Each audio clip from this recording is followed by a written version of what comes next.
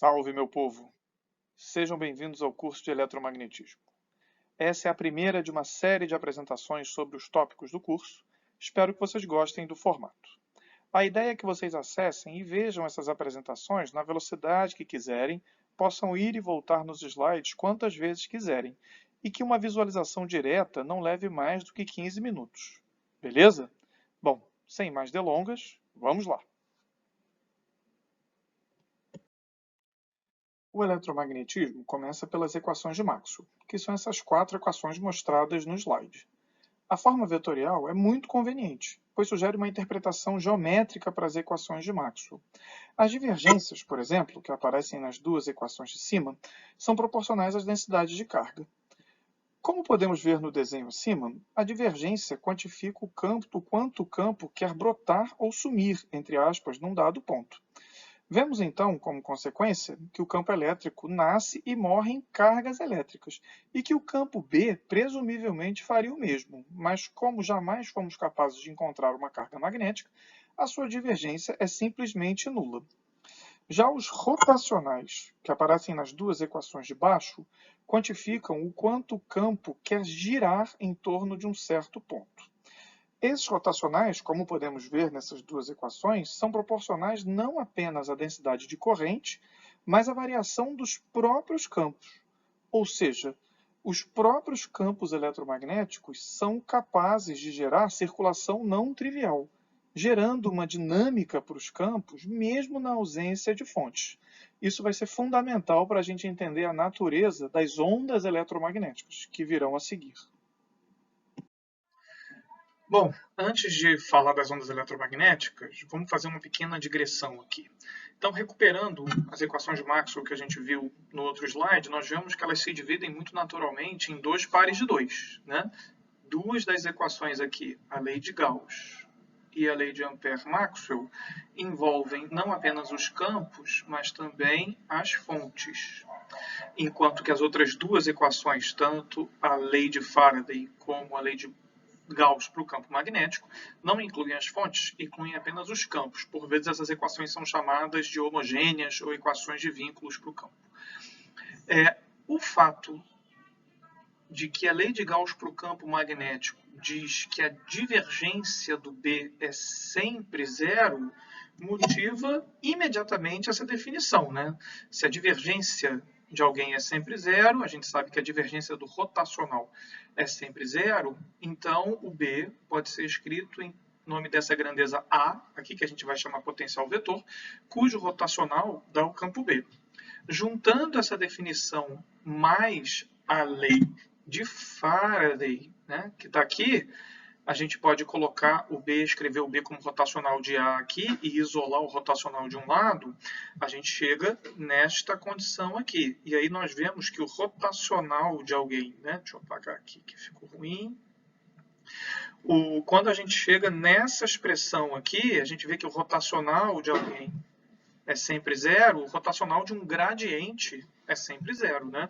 Então, escrevendo isso aqui como igualando isso aqui ao gradiente de alguém e passando o gradiente para o outro lado, a gente define agora essa nova grandeza aqui, o potencial escalar φ, a partir do qual, junto com o potencial vetor A, a gente pode escrever o campo elétrico E. A e φ são conhecidos como potenciais eletromagnéticos. A gente vai ter muito mais a falar sobre eles, até porque, dadas essas definições aqui, eles não são unívocos, né? A essa função aqui, a gente pode somar um gradiente, porque o hot do grade é sempre zero. O φ também não é exatamente unívoco, a gente vai ver isso. Isso é manifestação dessa chamada liberdade de calibre aqui, que é um conceito tão importante que a gente vai falar numa apresentação separada, tá certo? Então, esses são os potenciais eletromagnéticos. Bom, e as ondas eletromagnéticas? Vocês devem estar se perguntando. Calma que a gente vai chegar nelas agora. Para isso, a gente vai recuperar as equações de Maxwell, mas agora já no vácuo, ou seja, na ausência de cargas e também de correntes, tá certo? Essa é a forma mais simples das equações de Maxwell, mas vocês vejam que ainda assim, nas leis de Faraday e Ampère-Maxwell, essas equações ainda acoplam E e B, de forma que mesmo nessa forma bastante simplificada, elas ainda são um pouco enroladas. Como desacoplar essas equações? Bom, uma das maneiras é fazendo derivadas espertas. Vocês devem se lembrar disso lá do curso de cálculo de vocês. Aqui, nesse caso, a derivada esperta é pegar a lei de Faraday, por exemplo, e tirar o rotacional dos dois lados, tá certo? Porque aí, no lado esquerdo, a gente pode usar aquela identidade maravilhosa do duplo rotacional, né? Que é igual ao grade do div menos o laplaciano, tá certo? E no lado direito das equações de Maxwell, da equação da lei de Faraday, desculpem, do lado, eu vou até apagar esse sublinhado, vou fazer de outra cor. E aqui no lado direito da lei de Faraday, a gente pode usar a lei de Ampère-Maxwell. E aí vocês veem que realmente vai desacoplar, porque o lado esquerdo vai dizer respeito só ao E, porque já dizia, e o lado direito, agora, quando a gente usar a lei de Ampère-Maxwell, também vai ficar apenas em função de E. Fazendo essas contas, e eu realmente imploro que vocês façam, a gente chega na famosa, célebre equação de onda para o E. Tá certo? Uma equação onde a gente conseguiu isolar o campo elétrico e ela tem essa forma já muito conhecida de vocês desde o curso de Física 2, que é essa forma envolvendo as derivadas segundas, espaciais e temporais, e que é muito característica da equação da onda. O mesmíssimo procedimento pode ser feito para o campo B, e nós chegamos então numa equação análoga, e por isso então a gente diz que os campos eletromagnéticos são ondas eletromagnéticas, pelo menos no vácuo, né? Ou seja, mesmo no vácuo, os campos eletromagnéticos têm soluções não triviais, têm soluções que têm dinâmica. Bom, e na verdade são essas soluções que permitem boa parte do nosso mundo moderno, inclusive. Tá certo? Então essas são as equações da onda. Já adiantando aqui um pouquinho, essas equações, enfim, tem, como toda equação diferencial parcial, tem muitas soluções possíveis e muito frequentemente vai ser conveniente usar as chamadas ondas planas monocromáticas. Se vocês substituírem tanto essa forma aqui, vou fazer de novo. Se vocês utilizarem tanto essa forma aqui quanto essa aqui, que são a mesma, né? Nas equações da onda, vocês vão ver que este conjunto aqui de expressões é a solução da equação da onda, tá certo? E são as chamadas ondas planas monocromáticas, porque envolvem apenas uma frequência, tá certo? Bom, vamos destrinchar um pouco mais as ondas planas, essas soluções tão importantes da equação da onda. Nesse desenho aqui, a gente tem essencialmente desenhada uma onda plana, tá certo? Vamos focar no campo E aqui primeiro, porque o comportamento para o campo B é muito semelhante. A gente tem então uma onda plana, indexada aqui pelo seu vetor de onda K e relacionado com ômega pela relação de dispersão. E o desenho ali embaixo é essencialmente a parte real desse cara aqui, tá certo? Então a gente já entende que o E faz essa oscilação trigonométrica característica, tá certo? E essa oscilação, ela se dá numa direção perpendicular à direção de propagação da onda. Tá bom, gente? E isso é bastante fácil de entender se a gente recuperar a lei de Gauss, lá que a gente escreveu nos slides anteriores. Se a gente substituir esta solução aqui na lei de Gauss, a gente rapidamente obtém uma equação desse tipo, né? K escalar E igual a zero, ou seja, K e E são perpendiculares e o campo E é dito transverso. Tá certo? A gente pode trazer o campo B para essa jogada ao nos lembrarmos da lei de Faraday, né? E ao substituirmos a mesma solução lá. Quando a gente faz isso, a gente descobre que K vetor E vai ser, desculpem, vai ser proporcional a B, tá certo? Então, onde a gente conclui que esse triedro aqui, K, E e B, são mutuamente perpendiculares, de onde vem que B vai oscilar, então, nesse plano deitado aqui. Tá certo? Essa é uma imagem bastante clara de como se propaga uma onda plana, tá certo? E a gente entende, então, por que as ondas planas são ditas transversas, porque tanto E como B são perpendiculares à direção de propagação.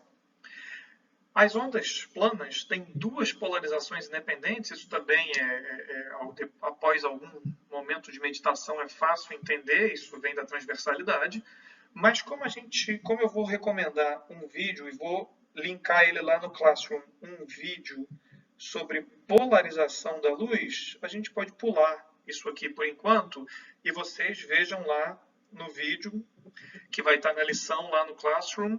É um vídeo muito mais completo sobre polarização da luz. Finalmente, não dá para deixar passar o que eu já mencionei, mas vou falar aqui de novo, que a relação de dispersão diz que a cada vetor K a gente tem associado uma única frequência. E aí, só para a gente tirar aqui esse desenho do caminho e eu apagar essas coisas aqui, a equação da onda, que eu escrevi novamente aqui, ao usarmos a solução de onda plana na equação da onda, a gente obtém isso aqui, que é a chamada relação de dispersão para as ondas eletromagnéticas no vácuo, e é uma das relações mais importantes de todo o eletromagnetismo, como a gente vai ver.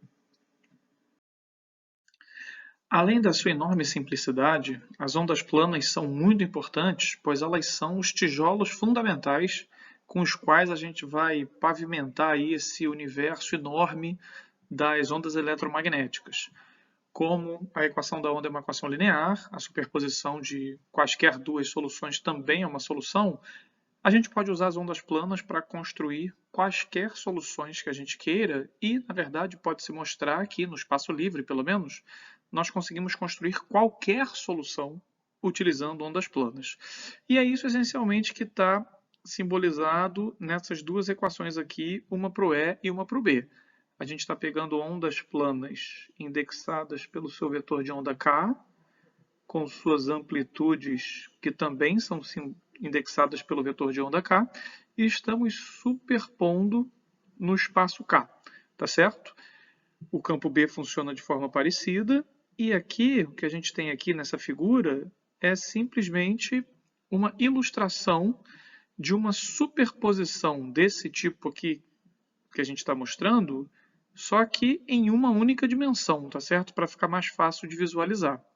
Por conta dessa forma compacta das ondas que a gente consegue construir com superposições desse tipo, tais superposições são chamadas pacotes de onda, porque as ondas ficam nessa forma que parece realmente um pacotinho, né? Na verdade, aqui a gente tem dois pacotes, tá certo? E é claro que a formulação genérica pode ter N pacotes, enfim, e essa nomenclatura passou a ser bastante comum. A gente não vai falar muito mais aqui sobre pacotes de onda, porque vai ter um vídeo, vai ter um vídeo especial sobre pacotes de onda, onde a gente vai discutir e vai ilustrar muito mais características de pacotes de onda, a sua propagação, a sua dispersão, enfim, coisas desse tipo. Então, nesse slide a gente vai ficar por aqui. Agora, apesar de ser sempre possível construir nossas ondas eletromagnéticas no espaço livre a partir de ondas planas, nem sempre tal escolha é a mais conveniente. Isso é particularmente verdade quando a gente tem uma simetria especial no problema, tal qual a simetria esférica, ilustrada nessa figura aqui no slide. Nesse caso, é mais conveniente voltar na equação da onda e reescrevê-la no sistema de coordenadas apropriado, nesse caso, o esférico. Então, a gente tem aqui o Laplaciano escrito em coordenadas esféricas. Aqui a gente tem o termo que vem da derivada temporal, e isso aqui nada mais é do que a equação da onda escrita em coordenadas esféricas. Ela tem essa aparência um pouco complicada, mas na verdade as suas soluções são conhecidas, são tabeladas, enfim, a gente consegue trabalhar com elas bastante sistematicamente.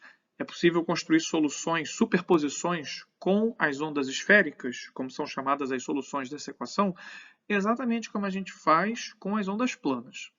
Como a gente vai abordar esse problema mais profundamente ainda no capítulo de radiação, nesse slide a gente pode parar por aqui, porque lá a gente vai ver este problema em mais detalhe.